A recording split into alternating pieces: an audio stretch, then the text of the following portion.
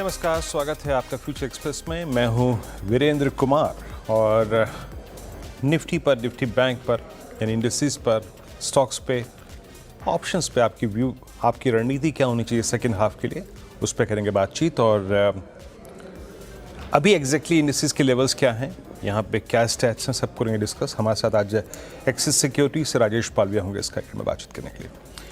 एक बार Nifty screen पे लिख आइएगा, इट्स 24242। निफ्टी बैंक आपकी स्क्रीन पे आएगा। ये काफ़ी कंप्लीटली अगर आप देखें बैकफुट पैकेट ट्रेड करता हुआ। इंटरडे हाई रहा 354 का और निफ्टी बैंक का इंटरडे हाई रहा करीब करीब 56,097 का। देखिए, टेक्निकल्स, डेरिवेटिव्स, कभी कभी जो बातें होती है ना, वो technicals, derivatives, risk reward ratio, momentum, earnings, इससे थोड़ा सा हट के होती है। कल जो पहलगाम में अटैक हुआ था, उसके बाद आज जिस प्रकार से मीटिंग्स का और गृह मंत्री श्री अमित शाह का जम्मू कश्मीर दौरा था, पहलगाम का दौरा था, उसके बाद जो अपडेट आ रहे हैं और एक हल्का सा अगर आप देखें तो रिस्क फैक्टर जो आज उत्पन्न हुआ है, उसने बाज़ार के इस मोमेंटम को थोड़ा सा हर्ट किया है और वो लाजमी भी है। देखिए, इसमें कोई राय नहीं है। सबसे दुखद घटना, और कल के इस हमले के बाद आज गृह मंत्री श्री अमित शाह पहलगाम पहुँचे। वहाँ सभी मृतकों को उन्होंने श्रद्धांजलि अर्पित करी, उनके परिवारजनों से मिले, उसमें बच्चे थे और महिलाएं थीं। उसके बाद श्रद्धांजलि अर्पित करी और उसके बाद वो सीधे उस ग्राउंड पे जहाँ पे कल वो हमला हुआ था, आतंकी हमला, वहाँ गए। अब से कुछ देर पहले के विजुअल्स थे वो, जब वो पहुँचे थे। ये देखिए वो विजुअल्स थे, ये पहलगाम ग्राउंड ऊपर का जिस पे कल आतंकी घटना हुई थी। दरअसल मैं इस बात को शुरू में इस्टेब्लिश इसलिए करना चाह रहा हूँ क्योंकि बाज़ार के सेकेंड हाफ के प्राइस बिहेवियर पे ये मीटिंग्स का क्रम बहुत हावी रहेगा। पहले तो राजेश पालवी से एक सेंस लेते हैं हल्का सा कि वो निफ्टी पे कर क्या रहे हैं, क्योंकि ये थोड़ा सा भारत का रिटेलिएशन, वो एक जो एलिमेंट है ना, वो बाज़ार पे प्रभाव डालेगा। राजेश पालवी जी, अब आप लोगों ने कैसे प्लेस्ड किया है? एक स्ट्रॉन्ग मूव के बाद क्या आप इंडेक्स से हट गए हैं, प्रॉफिट्स बुक कर लिए हैं आपने, अप्रोच क्या रखी है, क्योंकि बाजार थोड़ा सा डाउटफुल तो होगा अब। गुड आफ्टरनून जी। तो देखिए, काफी दुर्भाग्यपूर्ण ये कल जो पहलगांव में घटना हुई, और जिस तरीके से मार्केट में भी आज एक थोड़ा सा कॉशियस अप्रोच देखने को मिला है ओपनिंग से ही। हालांकि गैप अप ओपनिंग के बाद मार्केट ने अभी भी निफ्टी अभी भी ग्रीन ट्रेजेक्टरी में ही ट्रेड कर रही, लेकिन हम एक्सपायरी की तरफ भी बढ़ते हुए दिख रहे हैं। और जिस तरीके का घटनाक्रम लाइंड अप है आज के दिन में, तो हमें लगता है कि थोड़ा कॉशियस अप्रोच यहाँ पे इन्वेस्टर ट्रेडर लेते हुए दिख रहे हैं। थोड़ा प्रॉफिट बुकिंग भी हायर साइड पे आते हुए दिख रहा है। तो हमें लगता है निफ्टी में अभी 24,300-350 का जोन थोड़ा सा रेजिस्टेंस जैसा काम करेगा, और हमें लगता है हायर साइड पे थोड़ा प्रॉफिट बुकिंग भी यहाँ पे होते हुए दिख सकता है। वैसे अगर हम देखें तो निफ्टी अभी भी जो मेजर कॉल कंसंट्रेशन एरिया है 24,200 का, उसके ऊपर ही सस्टेन करते हुए दिख रहा है। तो स्ट्रेंथ तो अभी भी बनी हुई है, बट ये कंट्रोल डिप हमें लगता है कि थोड़ा आते हुए दिख सकता है टुवर्ड्स एक्सपायरी 24,100 24,000 की तरफ। तो यहाँ पे थोड़ा अप्रोच ये होगा कि अगर मार्केट में थोड़ा पुल बैक मिलता है टुवर्ड्स तो 24,300 के आसपास, तो वहाँ प्रॉफिट थोड़ा बुक करें, पार्शियल प्रॉफिट। एंड डाउनसाइड में वापस 24,100 के आसपास मार्केट मिलता है, तो वहां पे हम वापस बाय ट्रेड डिप्लॉय करेंगे। बट स्टॉक स्पेसिफिक काफी अच्छा मोमेंटम है, तो थोड़ा फोकस स्टॉक्स पे रहेगा instead of Nifty. Bank Nifty में एक इनिशियल डिप ऑलरेडी हमने देखा है ओपनिंग के बाद से, बट अभी भी ये 55,100 55,000 के लेवल को होल्ड आउट कर रहा है, जो कि एक इम्पॉर्टेंट सपोर्ट एरिया है टुवर्ड्स एक्सपायरी। अगर 55,000 के लेवल के नीचे फिसलते तो थोड़ा सा प्रॉफिट टेकिंग और बढ़ सकता है बैंक निफ्टी में, क्योंकि हम देखें काफी बड़ी रैली हुई है। तो अभी एक थोड़ा रिट्रेसमेंट यहाँ पे जरूर होते हुए दिख सकता है लोअर साइड पे। तो हमें लगता है कि अगर 55,000 टूटता है तो फिर 54,700 की तरफ फिसलते हुए दिख सकता है। तो बैंक जी निफ्टी में राजेश। अब तो बैंक निफ्टी में पचपन जी हजार जी छह जी। सौ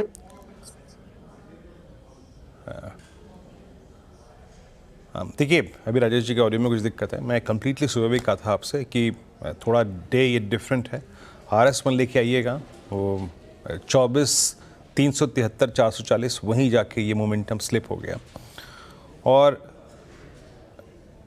देखिए, मैं थोड़ा डाउटफुल एनवायरनमेंट में ना ट्रेडिंग करने से बचता हूँ। और बचना भी चाहिए।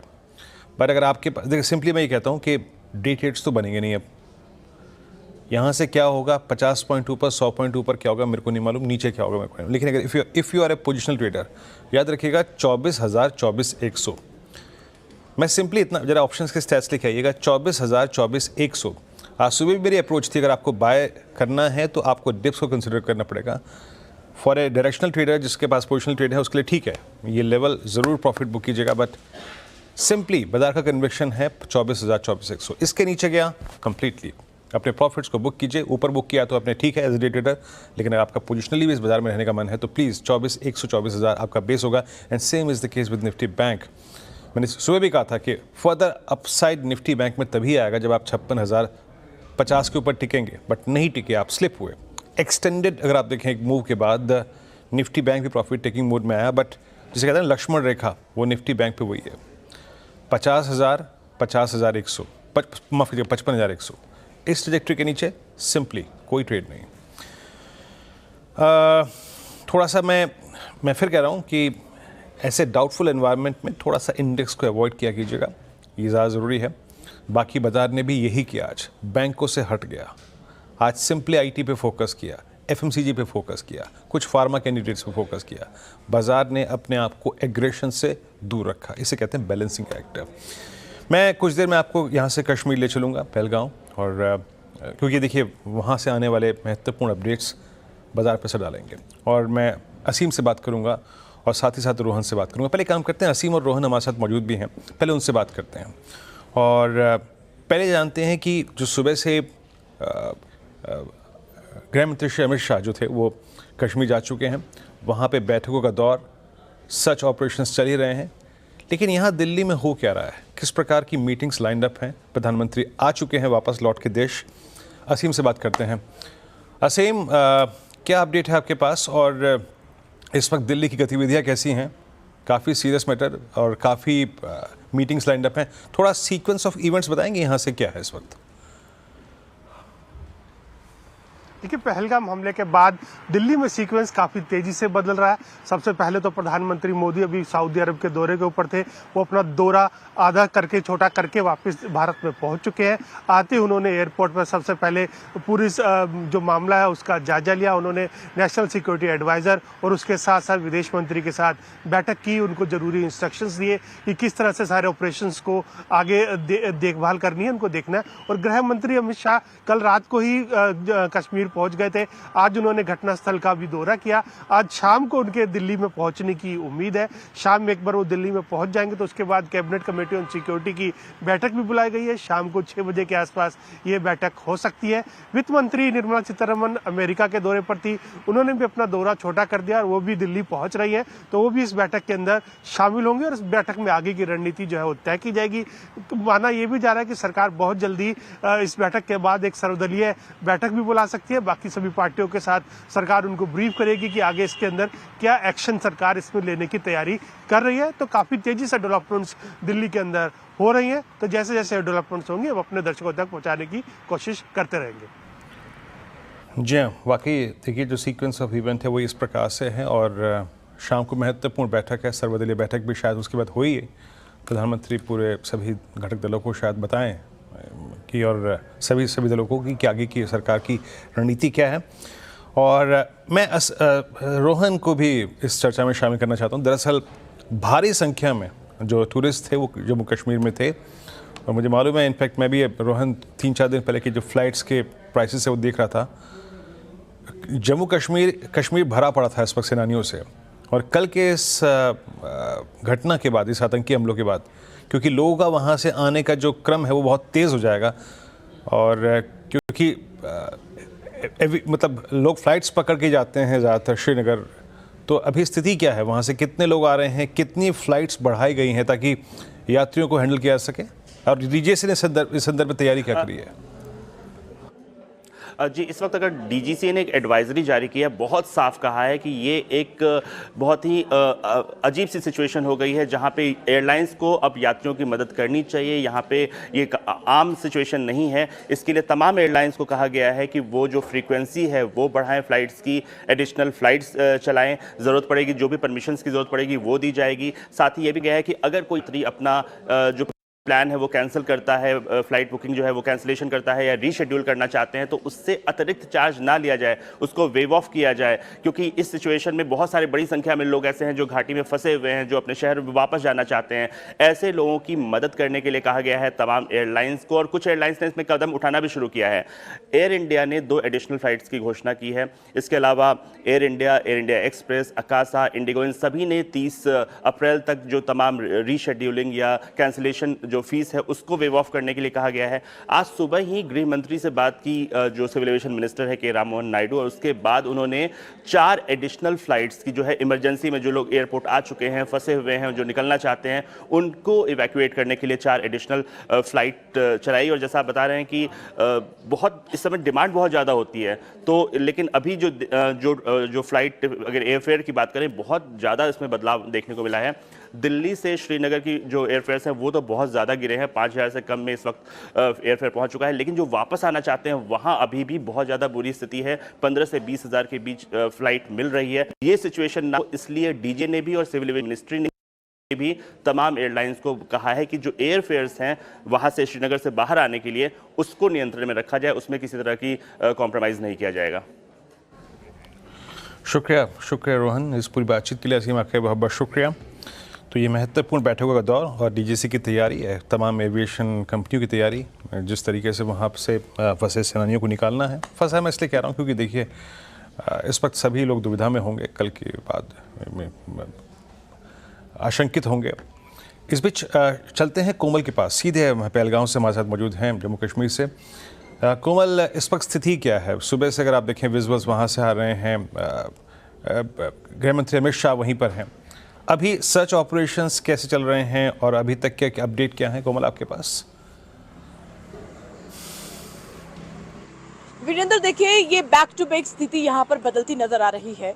कल मंजर कुछ और था, शाम को मंजर कुछ और था, रात को सर्च ऑपरेशन चला, सुबह सूरज की पहली किरण के बाद फिर से सर्च ऑपरेशन की शुरुआत हुई। अमित शाह पहुंचे रात को, उन्होंने रात को आते बैठक की, फिर सुबह हुई, सुबह वो अस्पताल भी पहुंचे, वो जो सभी जो शहीद हुए हैं, जो मारे गए हैं, वो उनको श्रद्धांजलि देने पहुंचे। उसके बाद वो लैंड किए हैं पहलगाम में। वो आना चाहते थे पहलगाम क्योंकि वो जानना चाहते थे किस तरीके का इलाका है, वो कैसी धरती थी, कहाँ वो हसीन वादियों में लोग वहाँ पर घूमने आए थे, सुकून की चंद 4 सांसें लेने आए थे, अच्छे से वो रहने आए थे 4 दिन। लेकिन वही धरती जो है वो उन 27 लोगों के खून से लहूलुहान हो गई, तो वो वहां पर आना जो चाहते थे। मैं सिर्फ यही कहूंगी कि ये पाकिस्तानी आतंकी जो कि ट्रेनिंग कैंप पाकिस्तान में चलाते हैं और वहां से जम्मू कश्मीर के युवाओं को बरगलाते हैं और जम्मू कश्मीर के युवाओं को सोशल मीडिया के जरिए बरगलाकर जम्मू कश्मीर में उनकी संख्या बढ़ाते हैं। क्यों? क्योंकि वही लोग उनकी मदद करेंगे, वही लोग उनकी मदद करेंगे, तभी तो वो यहाँ पर अपनी नापाक साजिशों को अंजाम देते हैं। क्योंकि जब पाकिस्तान रहता है उसे हिंदुस्तान के नक्शे का नहीं पता होता। हिंदुस्तान के नक्शे पे कदम कदम पे वो तभी चल पाएगा जब यहाँ के स्थानीय युवा उनकी मदद करेंगे। बिना मदद तो आप लाइव लोकेशन भी ले लीजिए कहीं, तब भी घर का पता पूछना पड़ता है। लेकिन पाकिस्तान से हिंदुस्तान आना हो और हमला करना हो तो आप खुद अंदाजा लगाइए कि कैसे कोई पहुंच सकता है। तो शक के दायरे में बहुत चीजें हैं, बहुत चीजें आशंका पे। लेकिन सबसे बड़ी खबर ये है, सबसे बड़ी सूत्रों के से मिली जानकारी ये है कि सीआईडी के पास पहले से ही रिपोर्ट थी कि पहलगाम में टूरिस्ट पर हमला हो सकता है। अगर पहले ही जानकारी थी कि यहाँ पर पर्यटकों पर हमला हो सकता है तो वो एरिया खाली क्यों था? सुरक्षा में कहीं चूक हुई है? इस बात की जानकारी, इस बात की जांच भी जो है वो खुद जो मंत्री हैं, गृह मंत्री अमित शाह, वो खुद इस बात की जांच कर रहे हैं, पूछताछ कर रहे हैं, जायजा ले रहे हैं। सबसे बड़ी एक और खबर कि 15 से 20 लोगों को, संदिग्धों को हिरासत में लिया है, पूछताछ कर रहे हैं, उनके फ़ोन रख लिए हैं, फ़ोन खंगाले जा रहे हैं कि क्या किसी के साथ वो कांटेक्ट में थे। और ये भी पूछा जा रहा है कि क्या जो टूरिस्ट हैं उनसे पूछा गया कि अगर पास से जब आतंकियों ने गोलियां मारी हैं तो किस लैंग्वेज का वो इस्तेमाल कर रहे थे, वो किस भाषा का वो इस्तेमाल कर रहे थे। तो सबसे बड़ी बात ये है कि मतलब हम लोग हमेशा ये बात करते हैं कि जम्मू कश्मीर के हालात सुधर गए, और सुधर गए भी थे। 2022 से लेकर 2025 तक के हालात जो है वो सुधर गए थे। मैं कहूँगी हम यही रहते हैं, 2025 तक हालात सुधर के रहे। जम्मू संभाग में जो है वो एंट्री होना शुरू हो गई आतंकियों की, और उसका कारण देखिए, वो वहाँ पर तो इकट्ठा होते रहे। वहाँ पर कठुआ में हमला हुआ, वहाँ पर बिलावर में हमला हुआ, पुंछ में हमला हुआ, लेकिन हमला होने के बाद क्या होता, जवान शहीद होते थे, आतंकी भाग जाते थे। अक्सर ऐसा होता था, हमारे 5 मरते थे, उनके 2 मरते थे, 3 गायब हो जाते थे। और उसके बाद आतंकी अब इकट्ठा कहाँ हो रहे हैं, कश्मीर। और हम लोग सोच रहे थे वो जानकारी आपने दी यहाँ पर, शुक्रिया आपका। और आपसे अपडेट फर्दर लेंगे। तो सर्च ऑपरेशन जारी हैं और कुछ स्केचेस भी जारी कर दिए गए हैं। शुक्रिया आपका कोमल।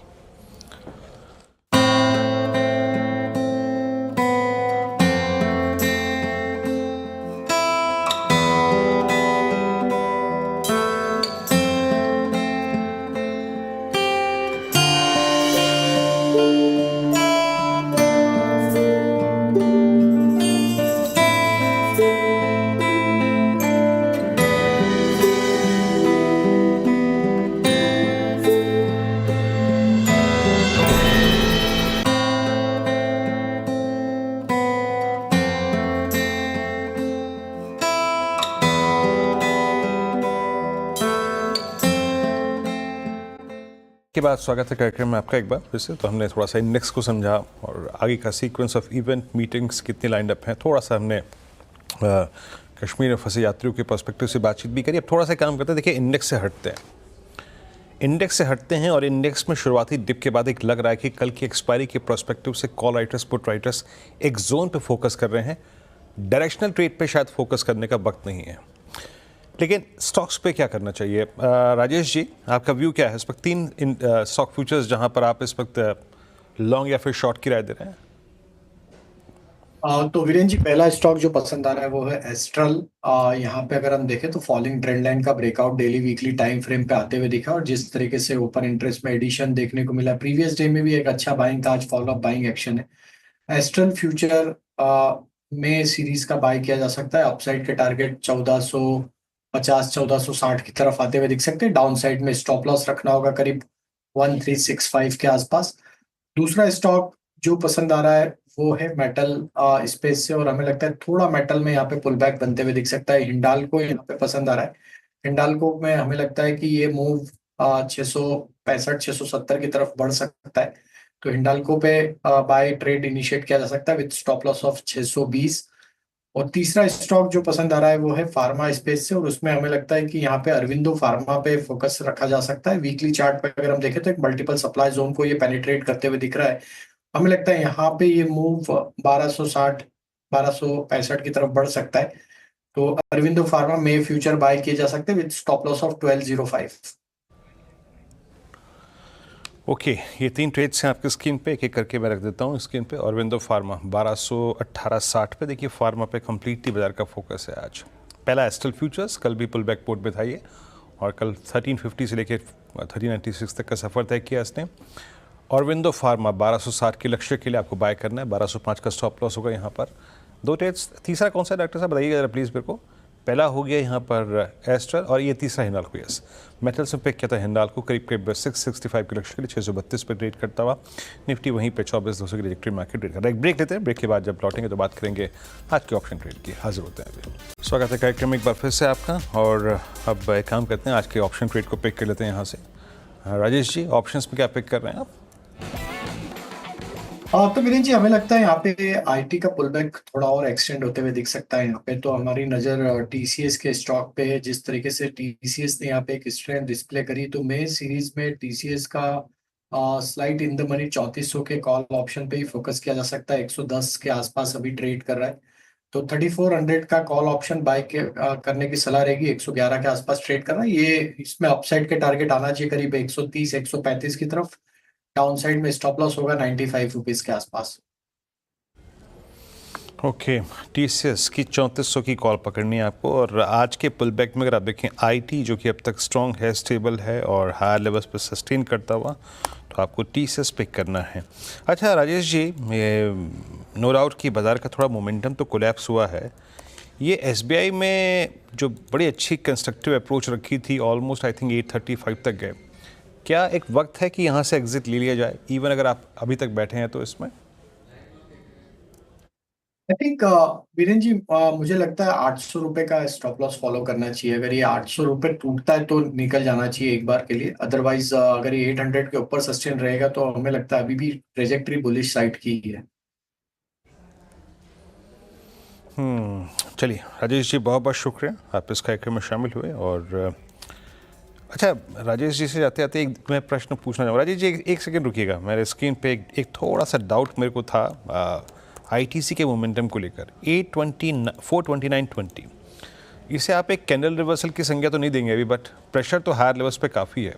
आज 200 EMA को फिर से अगर आप देखें सरेंडर करता हुआ, आपका टेक इस पे? डेफिनेटली, तो स्टॉक ने हायर साइड पे वापस एक सप्लाई तो यहाँ पे बनते हुए दिख रहा है। तो इमीडिएट हर्डल जो बना हुआ है स्टॉक का वो 440 445 के जोन पे, ये जब तक वो क्रॉस नहीं होगा हमें लगता है थोड़ा कंसोलिडेट होगा स्टॉक। डाउन साइड में 418 420 के आसपास इसके सपोर्ट है, तो हमें लगता है कुछ समय के लिए स्टॉक कंसोलिडेशन में रहेगा। 445 के ऊपर ये जब निकलेगा तो फिर स्टॉक में रैली बनेगी, पर टाइम बिंग के लिए हमें लग रहा है कंसोलिडेशन रहेगा टुवर्ड्स 420 445 के जोन में। आईटीसी 429 पे आके ट्रेड करता हुआ आज बैकफुट पे। रेस्ट ऑफ एफएमसीजी आज स्ट्रॉन्ग स्टेबल है।